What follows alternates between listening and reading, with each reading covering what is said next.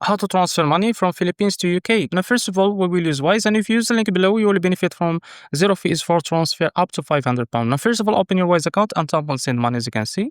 Now, first of all, select your destination currency. In this case, it will be the Philippines currency, and as you can see, so after you find it, what you need to do, just type, select your recipient currency. In this case, it will be the UK pound. As you can see, you can type it in the search. Now, after you find it, now select it. Now, as you can see, type here how much you want to transfer, and as you can see, this is how much your recipient will receive. You can find it here.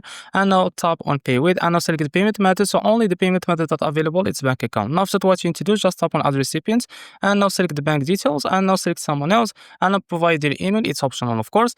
And if your recipient bank details, it's local bank, you can provide their full name, the UK sort code and account number. And if you want to use only IBAN, you can provide their full name and IBAN and clicking continue. And after that, your recipient will receive that money on their bank account. And this is how to transfer money from Philippines to UK. And if you found this video helpful, please like and subscribe. See you next video.